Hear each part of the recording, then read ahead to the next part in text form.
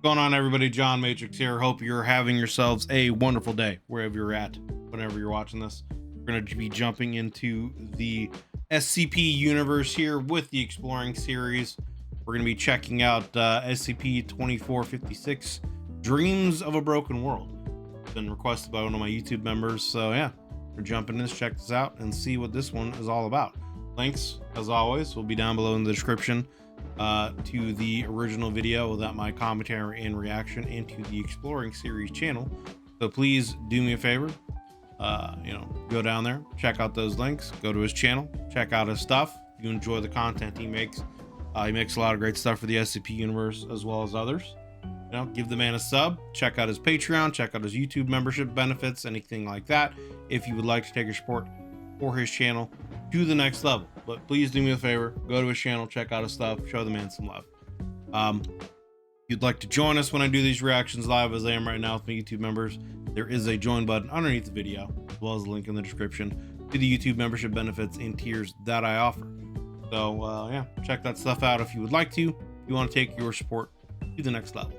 But regardless, thank you guys for coming in, hanging out, watching the video. Hope you enjoy it. If you do, consider leaving a like and a sub, as it helps me and the channel grow. So with all that said, we're going to jump into this SCP-2456 Dreams of a Broken World by the Exploring series. SCP-2456 Dreams of a Broken World. We've talked about Fifthism and the Fifth Church several times by this point, with each SCP related to the anomalous religion offering a considerable amount of weirdness, even by SCP standards. Since one of the main traits of Fifthism seems to be its lack of a cohesive definition, this SCP doesn't strictly require any prior knowledge of other SCPs. However, I would personally recommend at least a passing familiarity with the group, and specifically knowledge of SCP-1425, Star Signals, which I have covered previously. SCP-2456 is a memetic parasite that is currently living in about 0.7% of the global population, meaning that around 54 million people across the planet have some sort of mental infection living in their minds. Interesting. In its base form, this parasite is not contagious, and in fact, lies dormant most of the time. The presence of the parasite seems to affect these individuals in certain ways, however, as many of the infected share common traits. These traits include an affinity towards astrology, astronomy, and/or various pseudosciences, an increased proficiency in speaking foreign dialects, especially those in the Balto-Slavic and Afro-Asiatic regions, prolonged episodes of acute psychosis and paranoia, dissociative identity disorder, OCD, and a high attention span for geometrical shapes, patterns, and sequences of 5. Well, you already know this is a Fifthist SCP since I told you, but those are some big clues, as many of these are traits connected to Fifthism in general, or more specifically, Ojai syndrome caused by SCP-1425. If an individual infected with SCP-2456 undergoes several stress triggers, the parasite will become active, causing the individual to suffer from something the Foundation refers to as an alpha event.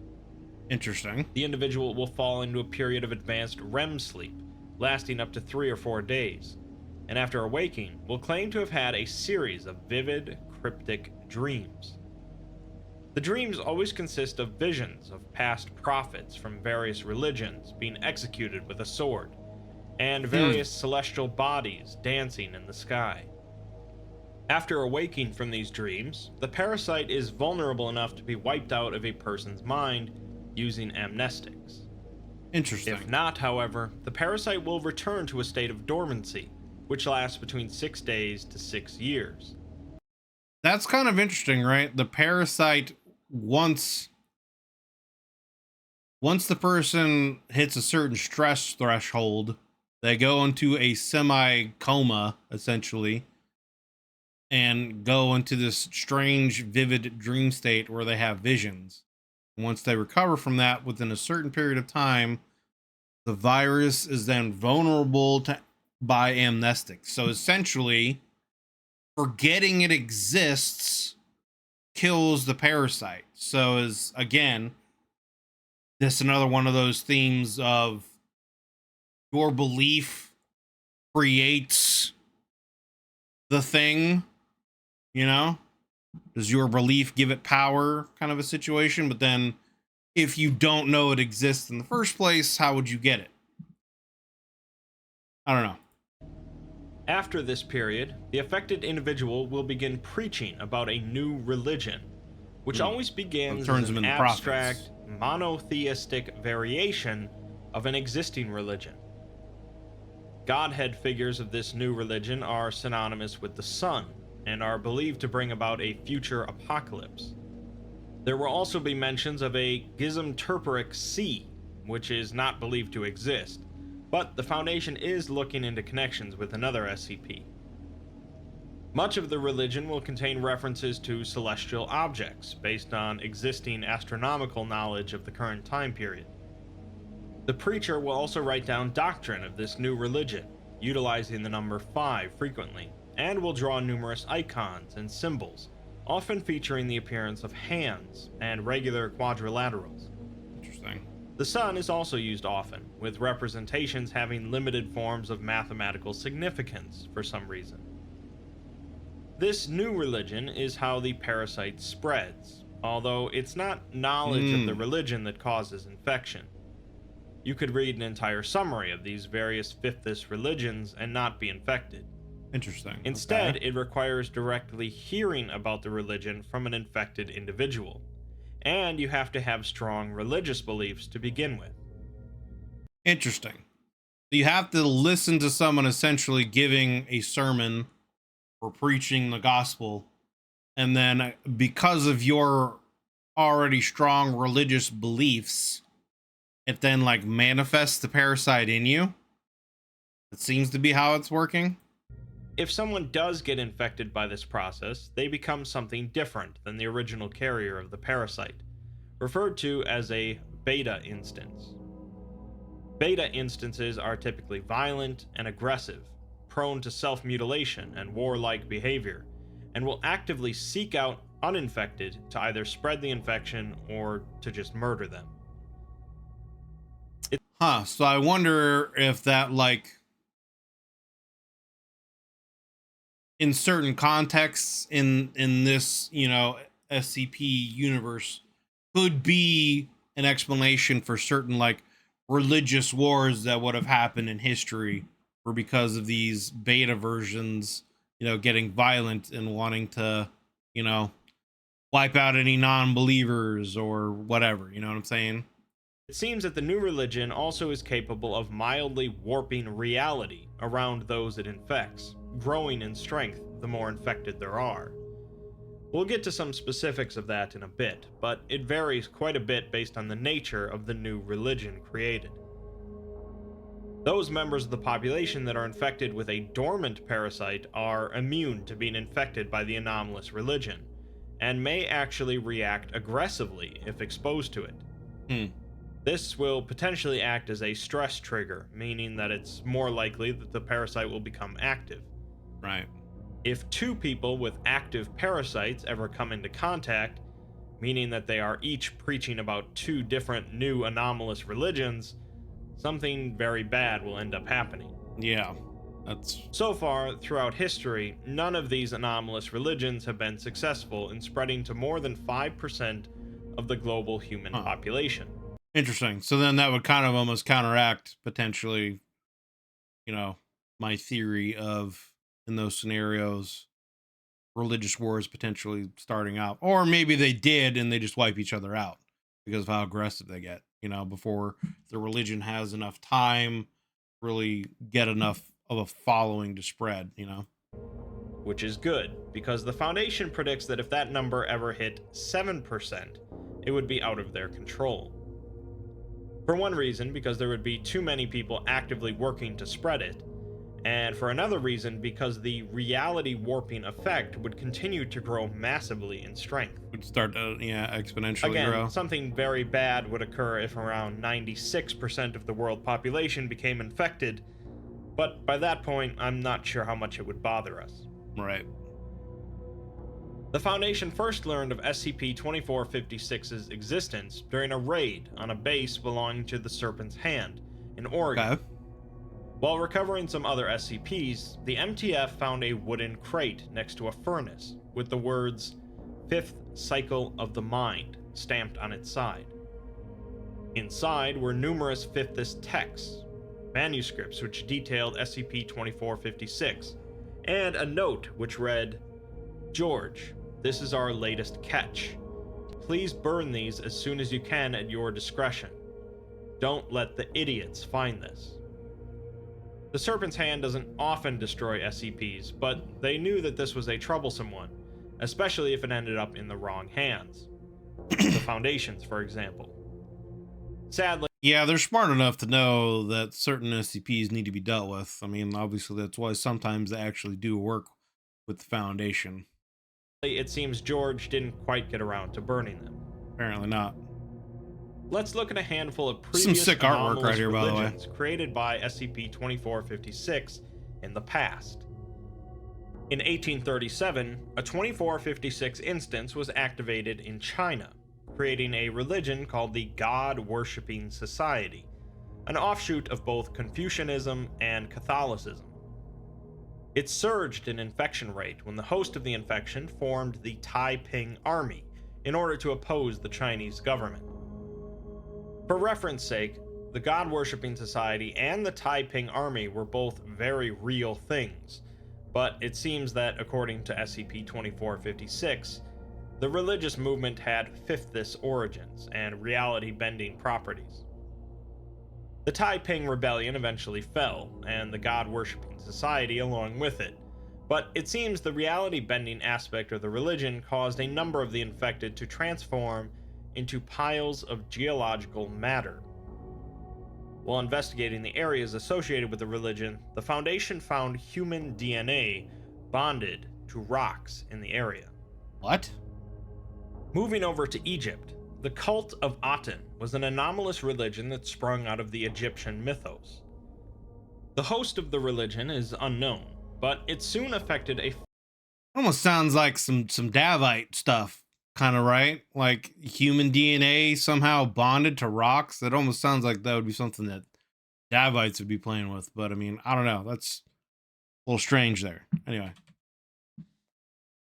The cult of Aten was an anomalous religion that sprung out of the Egyptian mythos. The host of the religion is unknown, but it soon affected a pharaoh, Akhenaten of Amarna, who used his authority to condemn worship of all Egyptian deities, forcing his people to worship a sun god, Aten. Foundation archaeologists I mean, there's already a sun god, Ra, in their religion, right? So he's saying that Ra is a false god and that the sun is actually a god of another kind? Interesting. to worship a sun god, Aten. Foundation archaeologists have found evidence in temples devoted to this religion that show aspects of self-mutilation and sacrificial removal of the heart. The reality-bending effects of the cult of Aten seem to be related to shifts in both time and space. Occasionally, days would be stretched out to longer than normal, on one occasion with the midday sun not moving for 5 days, causing a drought and a peasant riot. Egyptian astronomical charts during this period show constellations, nebula, and star systems that are non-existent or in the wrong place. Additionally, an unknown planet was commonly shown in astronomical accounts, described as being half the size of Venus, but would pulse with light every 5 seconds. Interesting. The name and host of the third religion is unknown, but seems to have widely influenced Aztec culture. It's believed that the well-known Aztec sun god, Tonatiuh, was created as an aspect of this anomalous religion, and managed to stick around in their culture and society despite the dying off of the religion that created it. So would that also then mean that essentially a lot of the rituals and everything that the Aztec would have done could have, I mean, were of anomalous origin? Maybe, in the SCP universe that might explain their knowledge of astral bodies and predictions, or not necessarily predictions of the future, but understanding of like I said, astral bodies and creation of their calendars and celestial tracking and stuff like that. Interesting. It's also believed that the common practice of sacrificing hearts to Yeah. Tonatiuh was started because of the Fifthist religion, and thus casualties linked to it could number over 56 million. Wow. It seems that although Tonatiuh is only one Beautiful part of artwork. the anomalous religion, worship of this deity caused the spread of a mild reality bending effect throughout the Aztec Empire. The sun and moon would occasionally be eclipsed by unknown celestial objects for weeks. Sacrificed cadavers would reanimate and attack the living, reaching into their throats to pull something out. And coastal regions would be greatly affected by a periodical glowing red poison. Really? This poison would kill off the fish, and any humans exposed to it would suffer from tissue necrosis and large blood clots forming in their lungs. Again, this kind of sounds like Sarkic and or Davite stuff. And also like the eclipses happening also almost kind of sound like a Black Moon reference too, So like never covered in your history class? Yeah, for real, dude. It's very fascinating so far. It makes me wonder again, like, right, like if in this story, canon, whatever, the Fifthist Church is responsible for the creation of some of these other greater factions, like the Church of the Broken God and the Sarkics, the Davites, and even the Black Moon. That would be fascinating, honestly, if that were to be the case. The next religion was found in France, started by Augustin Bon Joseph de Robespierre. I thought this was gonna get into I had her name and now it's gone. The the woman that was like considered a saint for a while, who thought she could hear the voice of God, that was burned alive. Joan. Joan, yeah. I thought this was gonna get into her as an anomalous thing. The Joan of cult of Arc. the Supreme Being. This religion failed to spread far, partly due to the chaos of the French Revolution Yeah. underway. Augustine's older brother, Maximilian, was infected, however, and was responsible for the Reign of Terror that saw mass executions in various French cities. There are accounts of incorporeal manifestations visible on the streets of Paris during this time, and sudden dimensional shifts in salons and smoking parlors around the city. Hmm. I'll reiterate that all the names you've heard in this section were real people and religious movements, which is a nice touch. The log for the fifth anomalous religion is completely corrupted for some odd reason. Of course. Curious that it's the fifth one. Right. The sixth one is mostly corrupted, but there are a few words that are legible. For one, the Rount scale of this one is 8, which is higher than any of the prior ones, and we're told that the Rount scale is a measure of the severity of an anomalous contagion outbreak, with 6 or higher being an epidemic. We also can read the words syndrome and protocol Ophiuch, and it ends with saying that the host of this religion is still at large. Those words connect this religion to SCP-1425, star signals, which spread the infections referred to as Ojai syndrome, and was combated by the Foundation through Protocol Ophiuchus. Seems that although the Foundation put a stop to the book, Star Signals, the root of the problem is still out there. In that fifthest crate that wasn't burned... Oh, that is a crazy looking artwork, right? Almost looks like 682 is going to devour the sun or something. were some texts related to a few of these religions. The first was from the God-worshipping society in 1861, titled Wisdoms of the Heavenly King. The text speaks of a prophet standing on the edge of the heavens, speaking to the poor and weary below him as they grovel in the filth and ash of great mountains. They wept because they understood that they were standing so terribly close to the stars. Another section speaks of the prophet following the smoke until it turned to steam, then mist, then vapor. He then met a man from the west who lived in the south, and learned from him about the great dream. The man from the west left the great prophet, refusing to assist in the prophet's mission, but the prophet understood. The prophet then led his people out of the ashes and waged war, and they prevailed because the sun was on their side. The enemies that didn't flee were turned into ebony tar, black sand, and white salt. The final section of this text drops some more fifthist wisdom, including the suggestion to think 5 irrational thoughts a day, and the explanation that our world withers away 5 pieces at a time, but the stars will always die in 3s. A phrase similar to one spoken during the star signals debacle. Text from the Cult of Aten manuscript is practically indecipherable to our normal non-fifthist minds. It apparently is a previously undiscovered verse of the great hymn to the Aten, written by the pharaoh. It mentions the pharaoh's scribe, who is likely the original host of the religion, and mentions the mysterious pulsing planet, writing that it is Aten sending them visions from the heavens. It states that Aten perished among the harlots, whatever exactly that means, but he shall live on to indulge the next world with his divine antipathy. It's almost like all these religions, the thing in common is they summon some kind of cosmic entity in the form of some kind of planet, and at times can cause eclipses of the sun and the moon as it's being summoned and or orbiting and doing various things.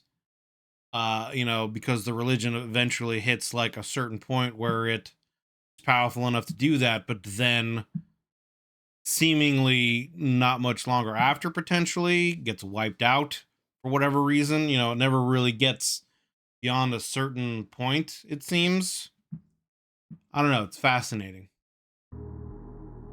Finally, we have a diary written by Augustin Robespierre, who starts by writing about the Festival of Reason, a nationwide celebration initiated by the Cult of Reason to devalue Christianity in France. A week later, Augustin says that his brother Maximilian has voiced his concerns about the Cult of Reason, and that he had requested Augustin's presence in a salon, apparently one that the Foundation believes is linked to another SCP. His brother raged against the festival and the hypocrisy of the officials that organized it, but he didn't pay him much mind.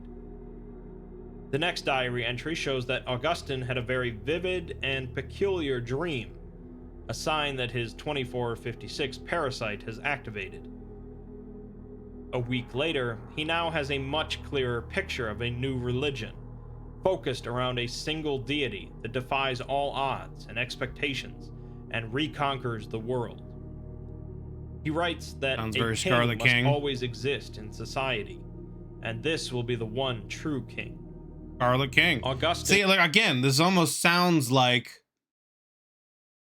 this entity or whatever, this parasite, is almost kind of responsible for a lot of the various religious kind of overtone factions in the SCP universe. Like, it could be responsible for the creation of the Church of the Broken God and, the worship of the Scarlet King and the Sarkics and Davites, etc. Which, again, would be fascinating. Sent a letter to his brother explaining the religion, later telling him in person. And now, Maximilian was infected as well, leading to the formation of the Cult of the Supreme Being. Augustin writes about an occurrence in which he was reading a book of poetry on a bench when a headless man came up and asked him for a coin to pay the Headless ferryman. man. Augustine didn't seem alarmed about this at all. Really? He also writes Some headless man comes up to you and everything's fine. It's normal. about entering a strange salon where he encountered a 5-armed duke who ate some of Augustine's flesh. That sounds He alleged. goes on to write about how much blood is running through the streets, erupting from executed corpses like geysers. Jesus. It seems that perhaps Augustine lost faith in the cult of the Supreme Being, as he says that the promise of the Supreme Being allowing them to enter paradise is an empty promise from an empty Lord. He says that the world has been afflicted with madness, and says that he is guilty of giving his brother those inbred thoughts. He still retains belief in the existence of the Supreme Being, though, asking him to punish him. Let's put this all together, though, with the final addendum of SCP-2456, a transcript of an audio file that was sent to a Foundation researcher. The file was traced back to a terminal in a cubicle that had been vacant for 6 years. The terminal was found to be badly corroded, with traces of acid, sea brine, and burnt human tissue found in the CPU. Jesus. The file was sent from someone that claims to have worked for the Foundation for the last 20 years, and who has experienced some pretty awful stuff in that time. We later learned that his name was John Richards. John says that he's dying, or more specifically, his soul is slowly burning away, and he's terrified. I would be It too. seems that him, some other guys named Simon and Charlie, and someone else were assigned to SCP-2456 when it was first identified. Their job was to find past instances of the infection, and it seemed pretty easy at first. Unfortunately, the fourth person on their team, the unnamed man, suddenly dropped to the floor during lunch one day, screaming about visions of the sea and the archons of a trilopic world. Trilopic? He stabbed a guard in the leg with a fork before being dragged to the infirmary, and an hour later, John went to the infirmary to check on him. To his bewilderment, the personnel there told him that no one had been admitted in the last 4 hours. What? John continues by explaining what exactly So, like, did the person hit them with amnestics and then book it? Like, what happened? happened to that fourth man, which is also what happened to Simon and Charlie, and what is currently happening to him. He uses protein synthesis as a metaphor to explain the process involved with SCP-2456, but in an effort to emphasize clarity, I'll simplify it further. We know already that the mind parasite lives in certain people's brains and might eventually become active, causing them to spread knowledge about a new religion. These people are referred to as alpha instances by the Foundation. Right.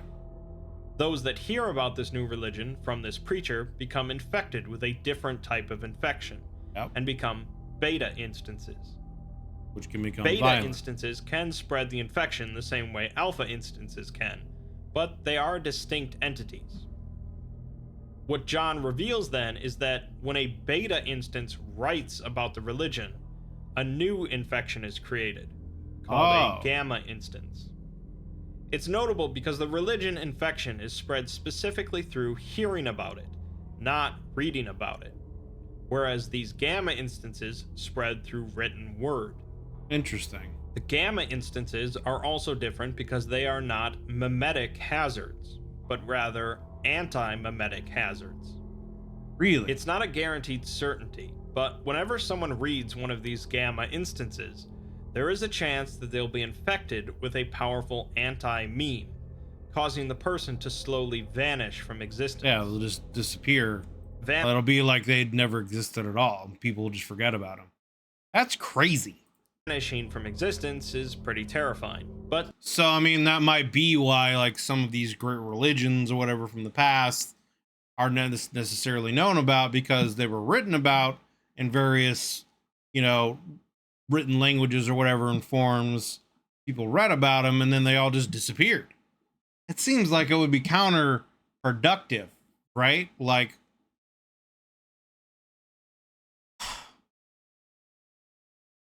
I don't know, dude. Like, I'm trying to think of like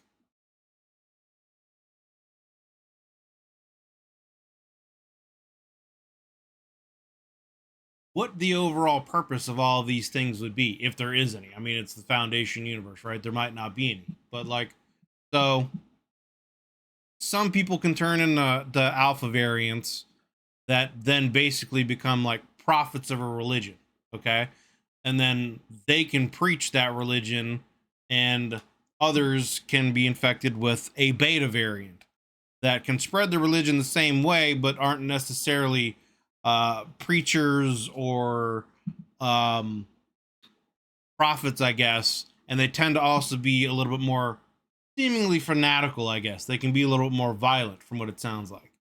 But then apparently, if someone were to write the religion down and someone reads it, then there's a gamma variant. But then the gamma variant essentially erases the person who is also infected, because it becomes an anti-meme and that causes them to forget about the religion. So it's like,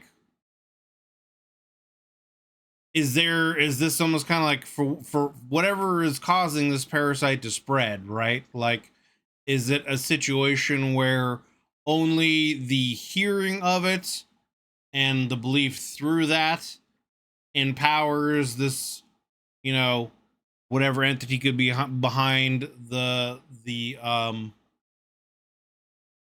um the SCP parasites, and then reading about it has no benefit to it, so any kind of written religion of it causes people to disappear? Or is it acting as like a safety measure where it doesn't want to be known to a certain extent? I don't know. It's just very interesting. Like, what would the mechanism of it being written down and then causing people who read it to essentially never exists? Like, what would that benefit be, you know? Since the Fifths are involved, it's possible that the person is being sent somewhere, although where exactly is a pretty big question. Yeah. It could be actually that those who write it down could actually ascend and become a part of whatever that creature is. You know, maybe it is actually like another higher level of it or something. In addition to the person being erased from our existence, all records and knowledge of the person will disappear alongside them. Right. John and his team also learn that this process isn't always perfect, and oftentimes things will get left behind, such as a corpse or a name. The gamma infection will also cause vivid hallucinations and false memories in a person. They didn't know this at first, and at one point Simon simply disappeared, leaving his favorite coffee cup on the floor. John then discusses star signals and ponders why the whole world didn't collapse when it spread across the United States. He speculates that the modern Fifth Church doesn't fully understand SCP-2456, and star signals was not a stable gamma instance. Interesting. Instead of causing people to vanish from existence, it instead created new alpha instances, meaning new dormant parasites in people's minds. He realizes, though, that it must have worked a little bit, as the talk show host that was infected with Ojai syndrome vanished and never reappeared. John then devolves a bit into Fifth's rambling, as he too is infected. He says that SCP-2456 is the dream. The Fifth King has set his sights onto this world, and his unbridled anger will burn the earth with an undying flame. So on and so forth, a world bathed in blood, soul sacrifice, eternal nightmares. John dreams of terrible things, of the number 5 and the number 6, but rarely the number 4. He knows his time is almost up, but says that someone must have been working throughout all this time to keep the Fifth King and the Fifths at bay. He wouldn't be surprised if the Serpent's Hand were involved. John Richards finishes by stating that once history is forgotten, it is of course doomed to repeat itself, and the sixth cycle will forevermore echo. The Foundation, of course, has no records of John or the other men mentioned, but this may explain some other unexplained disappearances of Foundation officials. Fifthism is an enigma by design, but as we learn more and more about it, we can begin to form a picture through all the similar concepts building on top of one another. This SCP links a lot with SCP-1425, Star Signals, and we learned a couple of things about it. One is that the Fifth Church does not quite have a firm grasp on how their own anomalies work. Right. And according to John, Star Signals didn't work the way it was supposed to. Secondly, the end goal of this infection, and presumably what Star Signals was supposed to do, was erase people from this existence. I speculated earlier that this process was sending people somewhere, but that certainly doesn't have to be the case. A lot of SCP-2456 texts mention a deity of some sort, Right. a supreme being or king, and it could Star be creature. that this process is feeding it somehow. Right. That's Much what I like was thinking. sacrifices to the Vorhole feed an entity. Many speculate that SCP-3125, the entity discussed in my anti-memetics video that erases anyone who learns about it from existence, is in fact the deity worshipped by Fifthis. Right. If that is true, the connection with the Gamma instances of SCP-2456 is pretty clear. The point is, Fifthism isn't just perpetually wacky for the sake of being wacky, and the group is working towards a singular goal, however alien and mysterious it might be. And they don't necessarily seem to know potentially what that goal is either. We have another quote. Under no circumstances should two active, I guess that's alpha, instances ever be introduced to one another. Could be alpha or could be beta. In the case of a breach, Site 33 is to initiate lockdown procedures. In Class 3, memetic kill agents will be dispensed throughout the facility. See Incident 2456C for more details. If SCP-2456 reaches epidemic levels, the use of Protocol Moab and its final or prototype form is pre-approved. Mobile Task Force, I don't know what that is. Salt Sowers is assigned to handle cleanup of the aftermath in addition to managing total suppression of media. Interesting. Well, there you have it. This was a very, Fifthism is very strange. And yeah, it definitely seems to be tied to the starfish god entity or whatever that, erases everything's memory. And I mean, it would make sense then that gamma variants eventually are just like they disappear because they're consumed by it or become a part of it. You know what I mean? So, no, you haven't missed the Echoes. But yeah, it doesn't. I don't think it's the case, but it does. It would be an interesting thought, right? If the Fifthist religions throughout history could be, or at least this parasite in whatever relation it is to religion and history, could be responsible for the creation of some of these other anomalous religions. Starkicism, Davites, or the Davic beliefs, and or the Church of the Broken God.